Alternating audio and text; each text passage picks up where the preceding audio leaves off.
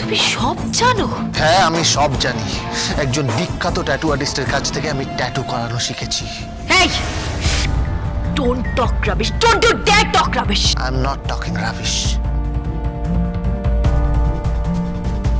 তুমি ইংরেজিও জানো? হ্যাঁ, আমি সেটাও জানি।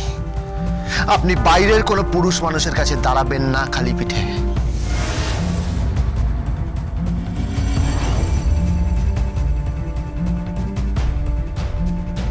আর নাভিতে যা করার আমি করব।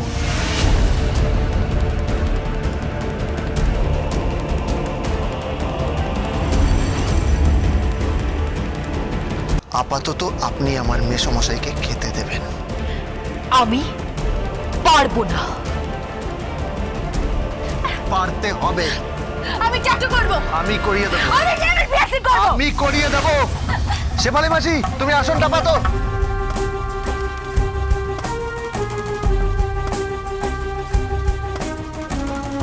অত বড় একটা ধনী লোক অত বড় একটা ধুতি তুলে এইটুকু একটা গেজ বার করে মাত্র মাত্র 10 টাকা দিল। কি ছোট মন মাইরি। তুই চল, চল, চল। 10 টাকা বেশি কথা বল। চল। আসুন আসুন আসুন, চলে আসুন, চলে আসুন, ফলো মি, চলে আসুন। মেসমশাই আসুন, বসে পড়ুন, বসে পড়ুন, বসে পড়ুন। আরে খাবারটা রাখুন, রাখুন রাখুন, রেখে দিন, আস্তে করে সুন্দর করে রাখবেন। হ্যাঁ, এই জল, ঠিক আছে। খুব বড় ভুল করলে তুমি, খুব বড় ভুল করলে তুমি গোবিন্দ। তুমি বোধহয় ভুলে গেছো তুমি বাড়ির একটা কাজের লোক। কি প্রমাণ করার চেষ্টা করছো?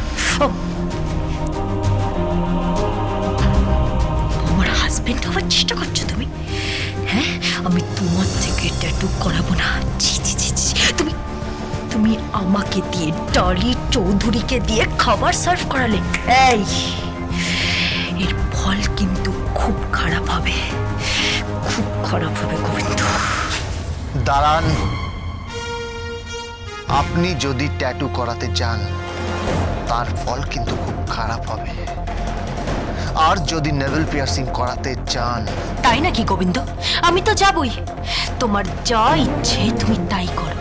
ডলি চৌধুরী ট্যাটুও করাবে আর নেভেল পিয়ার্সিংও করাবে। 100 বার করবো। ডালি মনি, ডালি।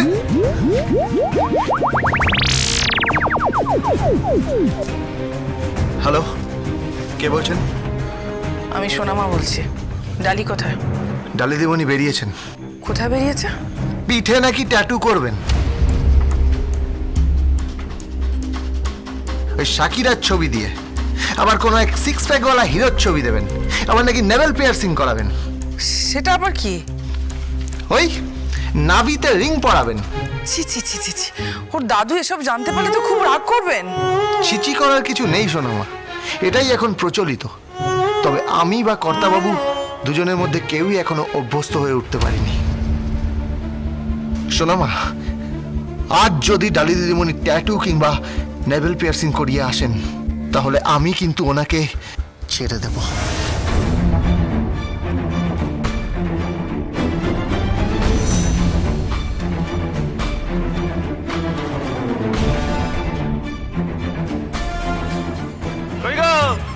কোথায় গেলে রোহিণী? আরে ও রোহিণী, কি কি হয়েছে? কি দাও।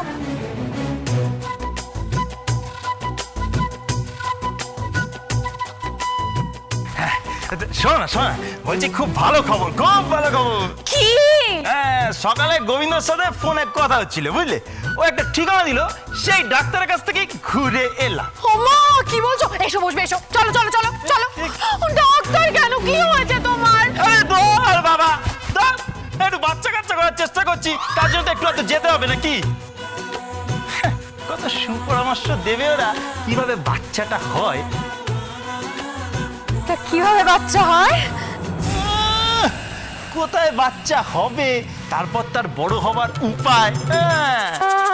তা এই সব জানার জন্য তুমি কোন ডাক্তারের কাছে গেছিলে? সে আমাদের চেনা গাইনি ছিল। এই তুমি কি করেছো? কেন? তুমি কিনা শেষমেশ গাইনির কাছে গেছিলে? তো অসুবিধাটা কোথায়? তুমি না পুরুষ মানুষ। আরে আমার জন্য নয়, তোমার জন্য। বাচ্চার জন্য পাগলামো কেন করছো? হ্যাঁ, পাগল তো আমি হই।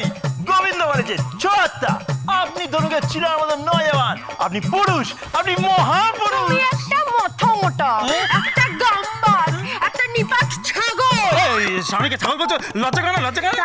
তাই হয় স্বামীরা না ছাগলই হয়। মানেটা কি? বাচ্চার জন্য এমন করছে না। এই তোমাকে একটা কথা পরিষ্কার করে বলে রাখি, তুমি যদি বাচ্চা নিয়ে আর কোনো ঝামেলায় জড়িয়েছো না, তাহলে আমি অশান্তি করব।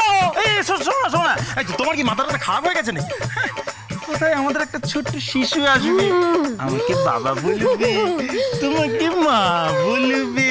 আমাকে না আর মা বলবে না, তোমাকেই বাবা বলবে। কেন?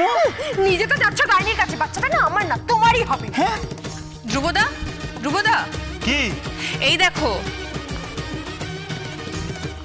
ঠিক কি এটা? গোবিন্দ সর্ষে ইলিশ পাঠিয়েছে।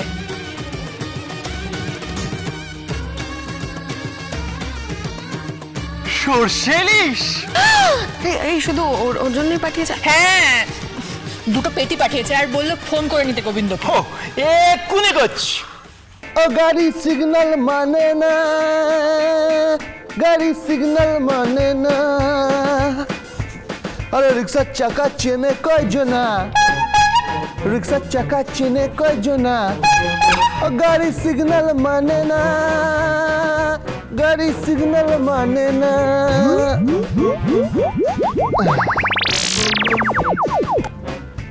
Hello hello Gobinda. আরে ছোড়াত্তা, পেয়ে গেছেন তো? হ্যাঁ পেয়ে গেছি। শুনুন, ওই ইলিশ মাছের যে সর্ষের কাইটা আছে ওটাকে জিভের ওপর দেবেন, তারপর একটা করে আওয়াজ করবেন। কেমন করবেন? করুন। তারপর একটা ছোট্ট করে সিপ নেবেন। কি বলছিস গোবিন্দ? আমি কখনো সর্ষে ভাপা দিয়ে খাইনি। আরে খাননি তো খেয়ে দেখুন। ইলিশ মাছের ভাপার যে তেলটা আছে ওটাকে মুখে দেবেন। ছোড়াত্তা, আমি বলে দিচ্ছি, এরকম চাট এর আগে আপনি কখনো পাননি। তখন থেকে মুখেটা কি আওয়াজ করছে বলো তো? কি? গোবিন্দ বললো আর জিভে একটু সর্ষে দিয়ে, একটু ভাপা ইলিশ দিয়ে, একটা ছোট্ট করে। এই ফোনটা আমায় দাও। এই গোবিন্দ, কি হয়েছে নাকি? হ্যাঁ, ঢপবাজ গৌরবাজ মুখ মারবো না। আমার ভালো বোর্ডটাকে তুমি নষ্ট করছো। আগে নষ্ট করছি মানে কি বলছেনটা কি বৌদিমণি? তুমি আমার বরকে গাইনির কাছে পাঠিয়েছো? আগে হ্যাঁ। কেন আমার স্বামী কি মহিলা নাকি? হ্যাঁ, আগে না, একজন মহিলার স্বামী। প্রত্যেকটা স্বামীর কর্তব্য হচ্ছে গাইনির কাছে যাওয়া, গিয়ে শিশুর ভবিষ্যৎ পরিকল্পনা করা। শিশুই হচ্ছে আমাদের ভবিষ্যৎ, বুঝতে পারলেন? তাই আমাদের চাই সঠিক মা, সঠিক বাবা, তবেই কি না? তবেই তোকে মারবো না বড়ি। কি বলছেন নাকি? Shut up! আমার বরকে গাইনির কাছে পাঠানো হচ্ছে, আমার ইলিশ মাছ বাবা দিয়ে মদ খাওয়া শেখানো হচ্ছে। ব্রাভো না গো, অসভ্য কথাকারে। জব বাবা, আরে কেটে দিলে কেন? আমার তো ব্রেনটাই শোনা হলো না। মানে সর্ষে ইলিশের সাথে কি ভালো যায়? সেটা না তোমাকে আর জানতে হবে না, অপদার্থ কথাকারে। যাও এখান থেকে। কি রে, কি হয়েছে? কি এত চিৎকার চেঁচামেচি কিসের? ঝগড়া করছিস কেন?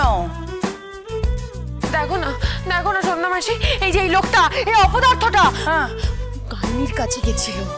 সে কি রে, কেউ দেখে ফেলেনি তো? আরে না, সে তো যায়, যাদের সদ্য বাচ্চা কাচ্চা তারা তো যায়। ওর কি কোনো বাচ্চা কাচ্চা হয়েছে নাকি বলো? আরে হয়ে যাবে। এবার এমন প্ল্যান দিয়েছে না, একদম ওভার্ট। এই কেন বলো তো? ডাক্তার কি বলেছেন? না উনি কিছু বলেনি। ওখান থেকে আরেকজনের কাছে গেছিলাম, উনি 4টে গুলি দিয়েছে, আর 4টে গুলিতেই বাচ্চা হয়ে যাবে। চারটে গুলি মানে তোমাকে না আমি এবার গুলি করে দেবো কিন্তু, বলে রাখলাম। পার্সেল আছে? কে? কিসের পার্সেল? দাও আমি দেখছি।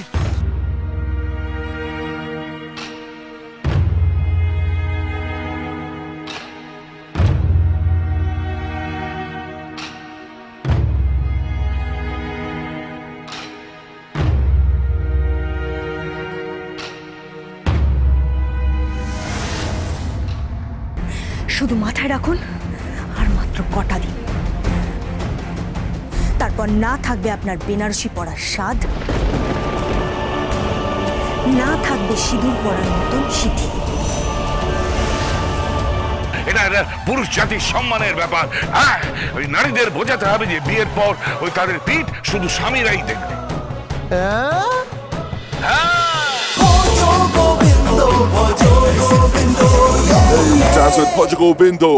স্টার জলসার প্রিয় শো দেখার জন্য সাবস্ক্রাইব করুন আমাদের ইউটিউব চ্যানেলে এবং আপডেটেড থাকার জন্য প্রেস করুন বেল আইকন। চলো চলো চলো চলো পাল্টাই।